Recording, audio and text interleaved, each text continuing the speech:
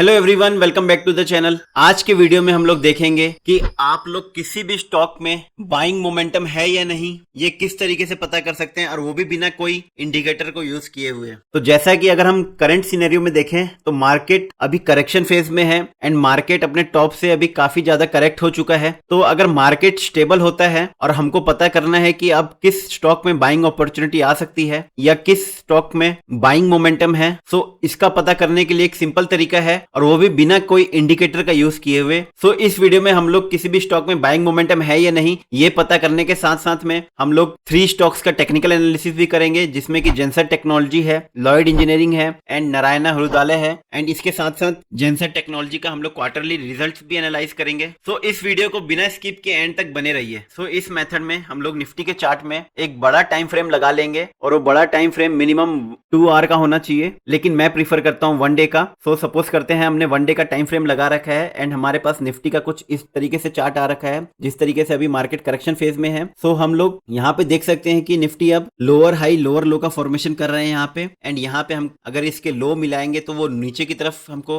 Point कर रहा है एरो। लेकिन वहीं अगर स्टॉक का अगर हम एरो का मार्किंग करें एंड वो मार्किंग या तो फ्लैट आए या ऊपर की तरफ आए, मतलब कि अगर स्टॉक अगर कोई रेंज में हो और या तो higher high and higher low का फॉर्मेशन कर रहा हो, तो उसमें हम लोग कह सकते हैं कि इस पर्टिकुलर स्टॉक में बाइंग मोमेंटम है। क्योंकि ओवरऑल निफ्टी का सेंटीमेंट नेगेटिव है, क्योंकि वहां पे हमको लोअर हाई लोअर लो का फॉर्मेशन हो रहा है, लेकिन स्टॉक में या तो रेंज बना हुआ है या हायर हाई हायर लो का फॉर्मेशन हो रहा है, तो उधर हम लोग बोल सकते हैं बाइंग सेंटीमेंट है। क्योंकि यहाँ पे हम देखेंगे तो यहाँ पे एरो एकदम नीचे की तरफ पॉइंट कर रहा है, लेकिन स्टॉक का हम लोग एरो देखेंगे तो वो फ्लैट अगर होगा या तो ऊपर की तरफ पॉइंट कर रहा होगा, तो हम बोल सकते हैं वहां पे बाइंग सेंटीमेंट है। सेम अगर हम सेलिंग का देखेंगे तो निफ्टी अगर एरो ऊपर की तरफ हो और स्टॉक का एरो अगर फ्लैट हो या नीचे की तरफ हो, तो वहां पे हम लोग बोल सकते हैं कि वहां पे हाई चांसेस हैं कि यहाँ पे सेलिंग सेंटीमेंट आ चुका है। तो इसी को हम लोग एग्जांपल से समझेंगे। तो हमने स्क्रीन में दोनों तरफ चार्ट खोल रखे हैं। लेफ्ट साइड में आपको दिख रहा है निफ्टी 50 का चार्ट है एंड राइट साइड में आपको जेंसर टेक्नोलॉजी का चार्ट दिख रहा है एंड दोनों का टाइम फ्रेम हमने 1 डे का लगा रखा है। यहाँ पे अगर मैं निफ्टी में इसके लो पॉइंट को टच करूंगा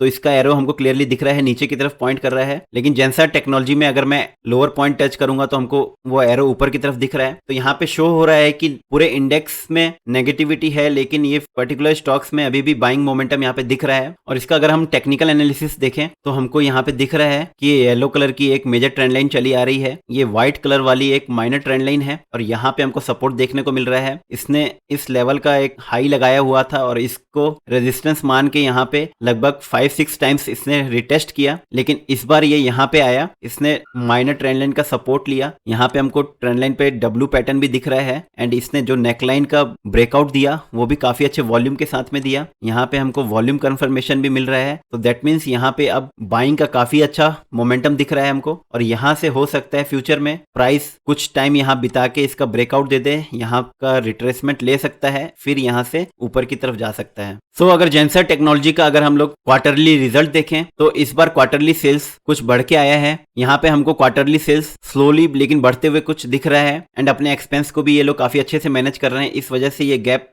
बढ़ते ही जा रहा है। अगर हम लोग इनका अर्निंग पर शेयर्स देखें क्वार्टरली बेसिस पे तो ये भी हल्का फुल्का हमको बढ़ के आते हुए दिख रहा है। सो जहां पे बाकी सारी कंपनीज स्ट्रगल कर रही है वहां पे जेंसर टेक्नोलॉजी का काफी अच्छा रिजल्ट आया है। सो अब हमने चार्ट खोल लिया है लॉयड इंजीनियरिंग का एंड इसका भी ये डेली टाइम फ्रेम पे हमने चार्ट खोला है एंड इसके अगर हम लोअर पॉइंट्स को टच करें तो ये अपसाइड दिख रहा है। जहां निफ्टी का एरो डाउन साइड में था, लॉयड इंजीनियरिंग का एरो अपसाइड में है, तो यहाँ पे भी हम बाइंग मोमेंटम दिख रहा है। सो लॉयड का हमने ऑलरेडी पहले भी टेक्निकल एनालिसिस किया था और हमने देखा था कि ये यहाँ पे एक सपोर्ट जोन है और येलो कलर की एक मेजर ट्रेंड लाइन चली आ रही है और प्राइस काफी दिनों से एक रेंज में फंसा हुआ है। ये बार बार आके इस ट्रेंड लाइन का सपोर्ट लेता है। जब भी ये ट्रेंड लाइन को टच करता है वहां पे हमको वॉल्यूम काफी अच्छा बढ़ के आते हुए दिखता है एंड अभी ये ट्रेंड लाइन के पास में ही है। और अगर यहाँ से अच्छा खासा वॉल्यूम आता है तो हो सकता है ये अपने रेजिस्टेंस को हो सकता है इस बार ब्रेक कर दे एंड ब्रेक करने के बाद में प्राइस ऊपर जाके अपने रेजिस्टेंस का रिटेस्ट लेके वापस से ऊपर की तरफ जा सकता है। सो अगर हम थर्ड स्टॉक देखें नारायण